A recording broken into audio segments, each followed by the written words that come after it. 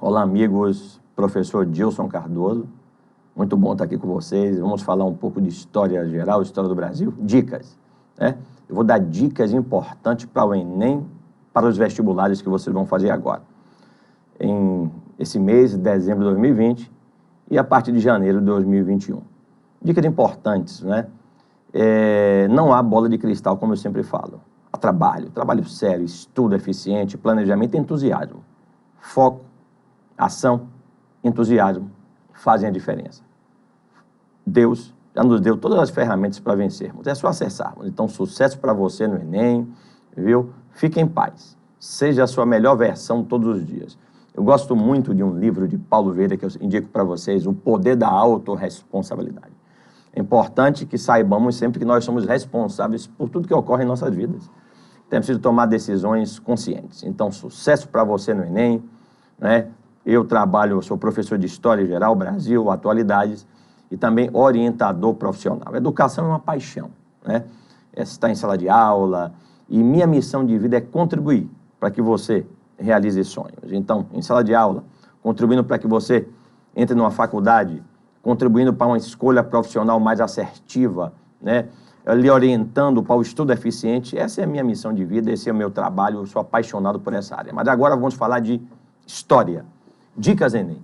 Olha só, é importante que você revise Grécia, é importante você revisar Grécia, a democracia grega, muito importante. Lembrar que a democracia nasceu em Atenas, uma democracia direta, né? A democracia nasceu em Atenas, Clístenes é o pai da democracia, uma democracia que excluía mulheres, escravos e estrangeiros. A democracia grega era uma democracia direta, não esqueçam. Lembrar também dos reformadores, Drácon e Solon, que abriram caminho para a democracia. Drácon, que codifica as leis, e Solon, que acabou com a escravidão por dívidas. Democracia é sempre um tema muito importante para você revisar no Enem. E também relembrar das guerras médicas, guerra do Peloponeso, né? Guerra do Peloponeso, que durou 27 anos e enfraqueceu a Grécia, terminou sendo dominada pela Macedônia de Filipe II, depois Alexandre o Grande, e Alexandre que vai exigir que seus soldados casem com mulheres persas, Alexandre que vai fazer a fusão da cultura grega com a cultura oriental, o helenismo. Então é importante revisar a Grécia, é importante revisar Roma, claro. Você lembra que a história romana se divide em 3 períodos, monarquia, república e império. O que é que mais cai no Enem? República e império. Lembrem que em Roma ocorreu provavelmente a primeira greve social da história, revolta do Monte Sagrado, durante a fase republicana. Revolta do Monte Sagrado, sim, para muitos a primeira greve social da história. Lembrem que durante a República, Roma se expande pelo Mediterrâneo, o Mare Nostrum, o exército romano torna-se profissional. E aí vem uma grande conquista, né? A Lei das 12 Tábuas, né? A Lei das 12 Tábuas foi a primeira lei escrita de Roma.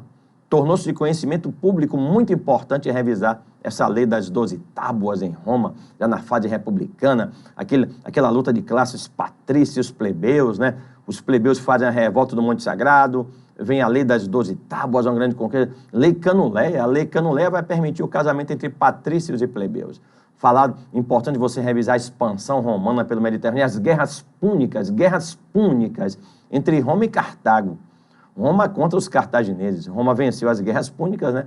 Cartago foi destruído. O que é que provocou as guerras púnicas? Disputa pelo Mediterrâneo e pela Sicília.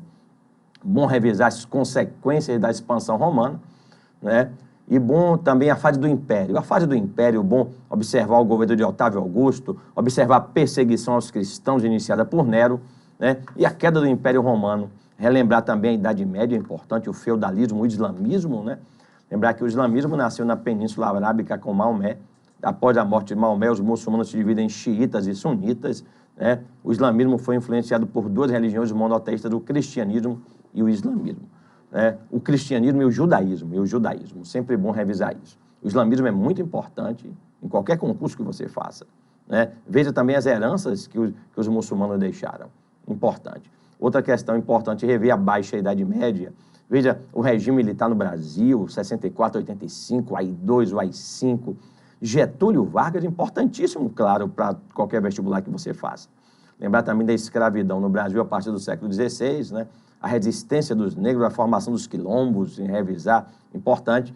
O ciclo do ouro, né? A reforma protestante, há muito tema para revisar.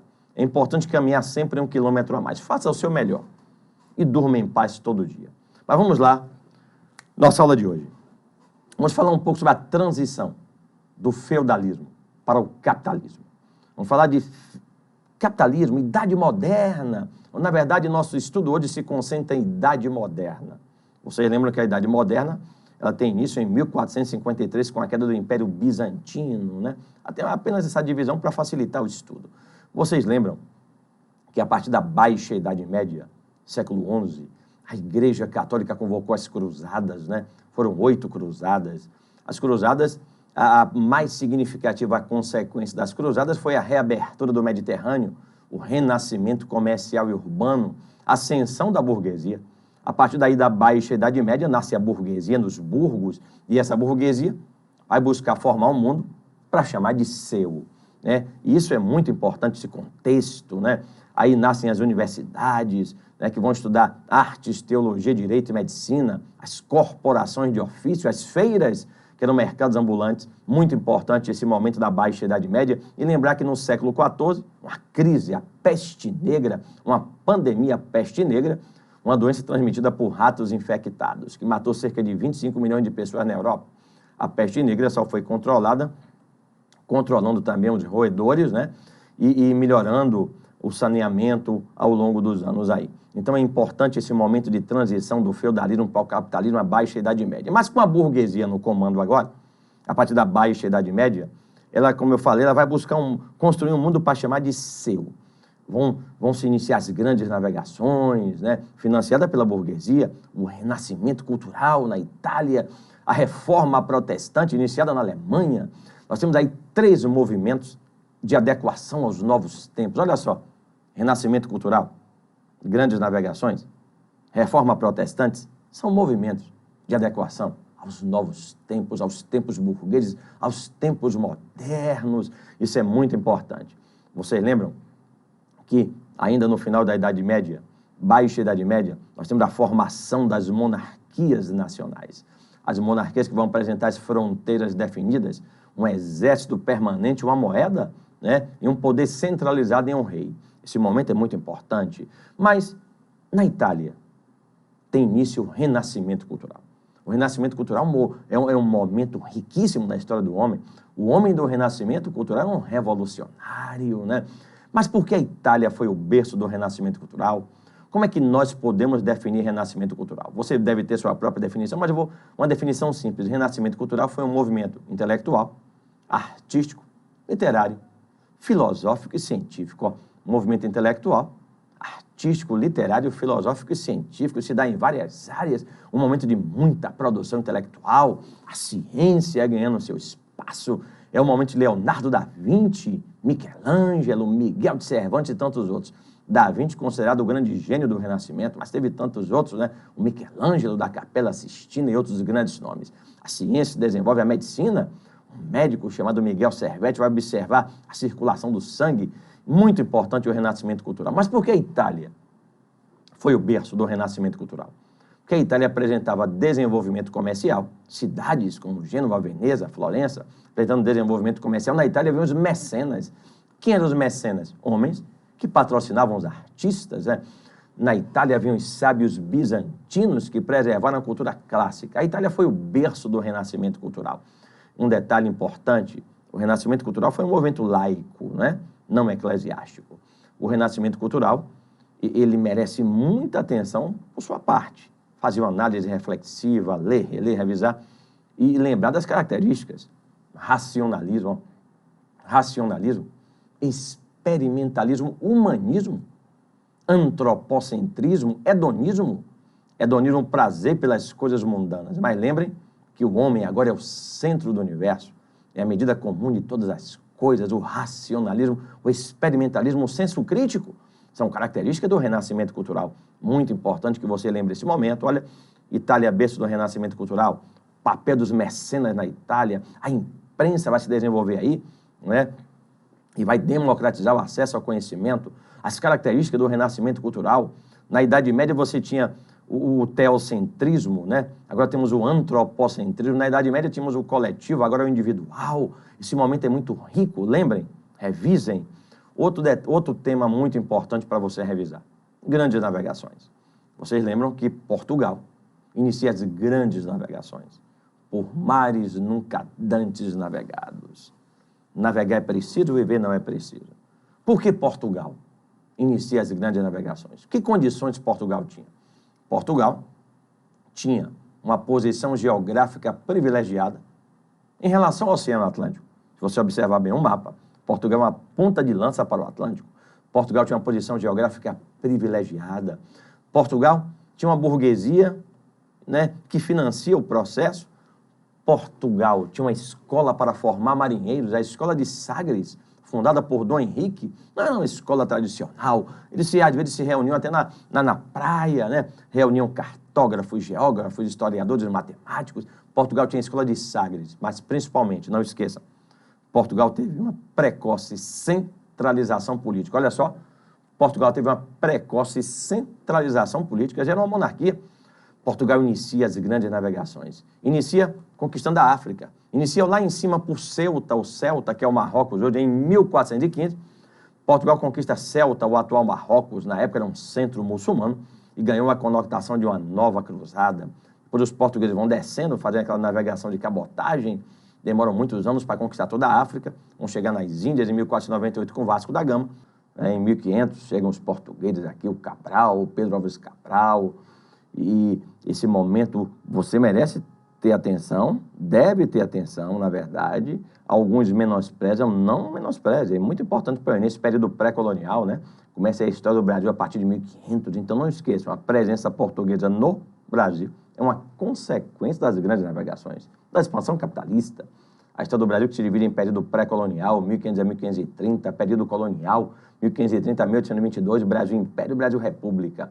Durante os 30 primeiros anos aqui no Brasil, chamado de período pré-colonial, Portugal demonstrou pouco interesse pelo Brasil, porque não encontrou aqui nem mercado produtor nem mercado consumidor, né? Os nativos aqui produziam para seu próprio sustento, viviam em regime de cooperativa. A base econômica no período pré-colonial foi o pau-brasil, né? O pau-brasil extraído de forma predatória. E aí começou a destruição do nosso meio ambiente.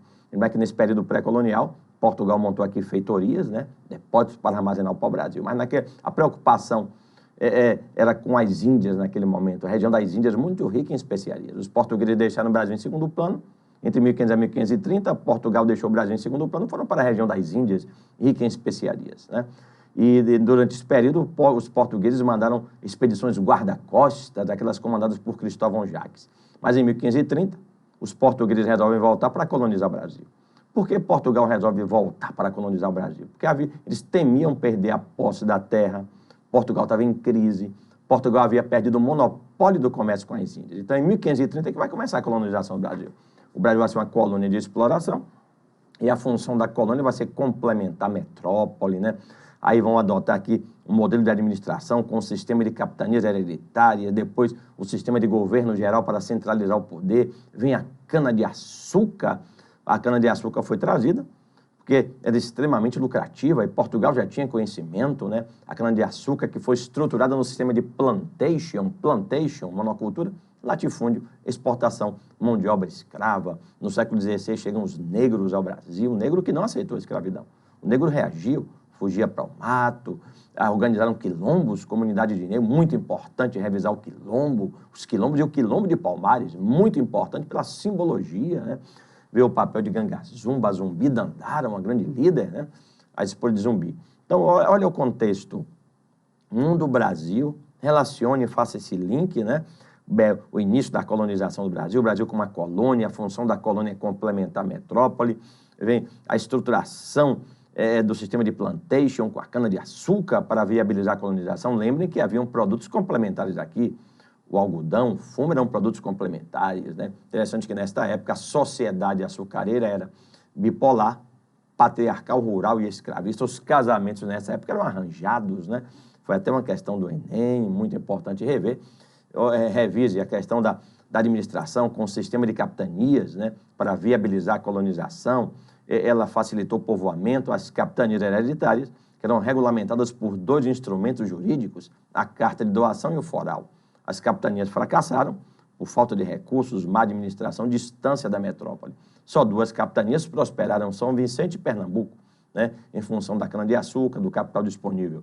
Com o fracasso das capitanias, vai ser adotado o sistema de governo geral, pelo regimento de 1548, foi adotado o sistema de governo geral para centralizar o poder.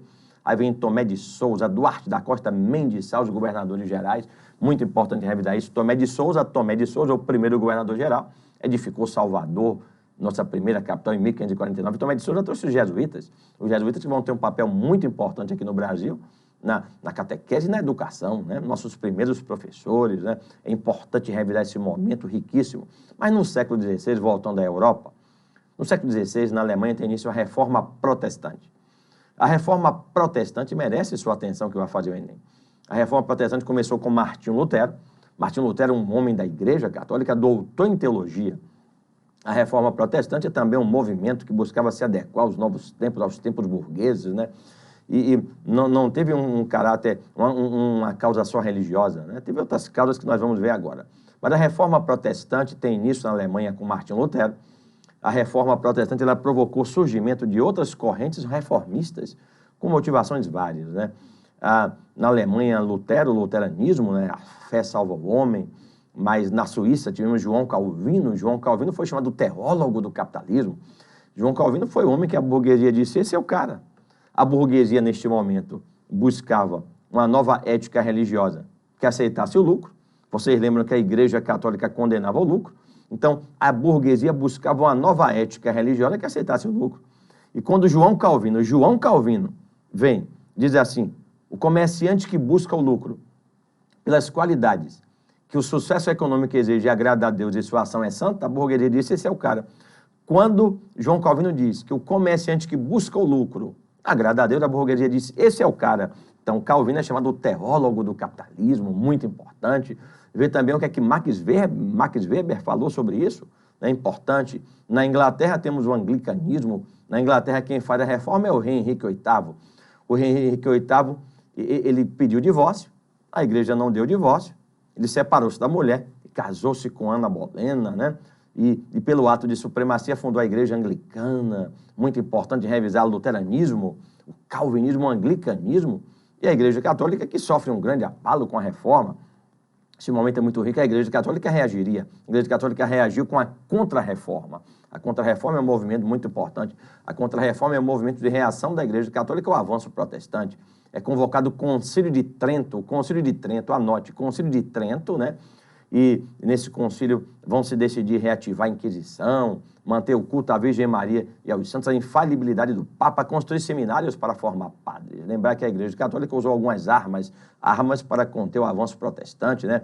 A criação da Companhia de Jesus, por Inácio de Loyola, para tornar a catequese, a reativação da Inquisição para perseguir os hereges, né? E o Index Librorum Prohibitorum, uma lista de livros proibidos. A reforma protestante é muito importante para você revisar, sempre em qualquer concurso que você faça. Muito importante fazer uma análise, entender o início na Alemanha com Martinho Lutero, o luteranismo, a fé que Lutero pregava, o calvinismo, né? E Calvino como grande teólogo do capitalismo para muitos, e o anglicanismo com Henrique VIII e a reação da Igreja Católica, que é a contra-reforma. Nesse momento, o Concílio de Trento e o Brasil, nesse momento, sempre fazendo o link, né? Lembrar das invasões holandesas ao Brasil, lembrar que os holandeses invadiram o Brasil durante a União Ibérica. A primeira invasão holandesa foi a Salvador, a segunda invasão foi a Pernambuco. Lembrar que os holandeses buscavam tomar posse dos centros produtores de açúcar, né? Em 1654, os holandeses são expulsos do Brasil e vão para as Antilhas. E o açúcar holandês vai concorrer com o nosso. E vamos conhecer aqui a primeira crise econômica, que é o declínio da lavoura açucareira. Então, as invasões holandesas ao Brasil ocorrem durante a União Ibérica, né? União dos Reinos de Portugal e Espanha. A primeira invasão holandesa foi a Salvador, em 1624, porque Salvador era o centro administrativo do Brasil. Eles achavam que dominando Salvador, dominariam todo o país. Foram expulsos em menos de um ano. Posteriormente, os holandeses invadiram Pernambuco, em 1630. Em Pernambuco houve uma grande reação no Arraial do Bom Jesus, mas em Pernambuco, um homem chamado Domingos Fernandes Calabar, o Calabar, ajudou os holandeses, né? Até hoje o Calabar é uma interrogação histórica.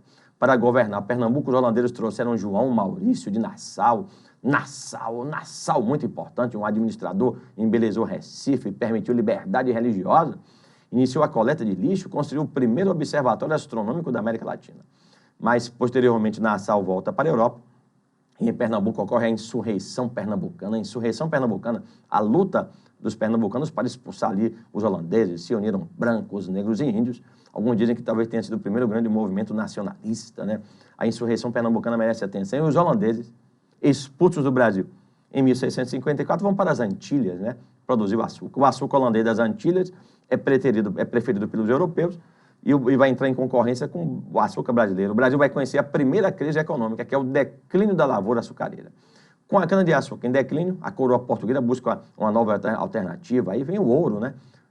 Vem os bandeirantes, né? Que vão iniciar um processo de expansão territorial, ultrapassando o limite de Tordesilhas, encontrando ouro no final do século XVII nas Minas Gerais, né? A descoberta do ouro é muito importante. Vamos ter um novo ciclo, o ciclo do ouro, né? Minas Gerais vai se tornar um grande centro e com o ouro vamos ter um pequeno comércio nascendo aqui no Brasil, novas profissões, cidades surgindo, né? Muitas cidades surgindo hoje, cidades importantes para o turismo no Brasil.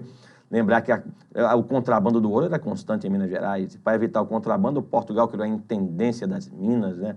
Haviam também as casas de fundição ali em Minas Gerais, onde o ouro era fundido, transformado em barras, recebia o selo e ia para a Europa. O nosso ouro foi mais de enriquecer os europeus e a Inglaterra, porque Portugal devia muito aos ingleses pelo Tratado de Methuen e pagava com o nosso ouro em boa parte, dizem alguns estudiosos. Lembrar de uma figura importante em Minas Gerais, Antônio Francisco Lisboa Aleijadinho, escultor, arquiteto muito importante. E em 1763, a nossa capital foi transferida para o Rio de Janeiro, que está mais próximo da região mineradora. Nesse momento é muito importante você revisar, ver também a Inconfidência Mineira, a Conjuração Baiana. Inconfidência Mineira é um movimento de elite. Primeiro movimento a contestar o Pacto Colonial Republicano. A Inconfidência Mineira fracassou porque faltou apoio popular, faltava consistência ideológica e houve um traidor, talvez a primeira delação premiada do Brasil. A Inconfidência Mineira merece muita atenção. A Inconfidência Mineira é um movimento de libertação nacional. Outro movimento muito importante do século XVIII é a Conjuração Baiana. A Conjuração Baiana. A Conjuração Baiana foi um movimento popular, de libertação também, e pregava a democracia racial, muito importante. A Inconfidência Mineira é influenciada pelo Iluminismo, pela independência dos Estados Unidos, e a Conjuração Baiana mais influenciada pelas ideias radicais da Revolução Francesa. Revolução Francesa que tem início em 1789, aí tem início a Idade Contemporânea. Revolução Francesa que é um próximo assunto nosso. Então é importante, revise esses pontos, foram dicas importantes aqui, né, para você. Começamos lá com algumas dicas de Grécia, depois de Idade Média, entramos aqui na aula, Idade Moderna, grandes navegações, renascimento cultural, reforma protestante, o contexto brasileiro. E um detalhe aqui importante, lembrar desses personagens daqui muito importantes, Kim Jong-un, outra dica importante, Kim Jong-un, da Coreia do Norte. Lembrar que essa divisão Coreia do Norte e Coreia do Sul é uma herança da Guerra Fria. Guerra Fria merece também atenção no Enem. Vou chamar outro personagem muito importante aqui, um amigo, vou chamar aqui um amigo de Kim Jong-un. Vem aqui agora uma pessoa muito importante, Donald Trump, imaginem que figura. Good morning, Donald Trump, importante aquela proposta de construir um muro. Lembre que chegaram a comparar no início Donald Trump com Jânio Quadros, né? No início, ambos populistas, né? Jânio Quadros, que quando governou o Brasil, fez proibição, né, com bilhetes. Donald Trump fez proibições pelo Twitter. É um personagem muito importante. É importante também verificar essa figura aqui, né? O Sérgio Moro, sim, por quê? Lembrar da Operação Lava Jato, os temas ligados à corrupção podem ser importantes nos vestibulares, revise isso também. E outra coisa, se fala muito esse ano em saúde pública, olha a importância do SUS, Sistema Único de Saúde, que já caiu no vestibular, né? Aí, quando se fala em saúde aqui, Dr. House, que figura importante, né? É importante o seguinte, um conselho, dá uma lidinha sobre o histórico da saúde pública no Brasil. Lembrar que só a partir da vinda da família real para o Brasil, em 1808, que vamos ter a criação de algumas condições sanitárias, né? Antes não havia preocupação com a saúde, com a melhora, né, para a população geral, mas com a vinda da família real, vão se criar as condições sanitárias, né, melhores para essa família real. Vem a República, depois vem Getúlio Vargas, e com Getúlio Vargas, sim, que vamos ter a criação de ministérios, Ministério da Indústria, Comércio, Trabalho, Educação e Saúde Pública, Ministério da Saúde lá com Getúlio Vargas, né? Hoje nós temos o SUS, observar a Constituição de 1988, muito importante. Lembrar dessa figura aqui também, para o Enem, George Bush, doutrina Bush, do ataque às Torres Gêmeas, a doutrina Bush, que busca coibir, né, esse ataque da doutrina Bush, merece sua atenção, muito cuidado, né? E outro personagem importante é para você também aqui, da história, não custa nada lembrar. Quem é essa figura aqui? Osama Bin Laden, que foi o acusado pelos Estados Unidos de orquestrar o ataque às Torres Gêmeas, né?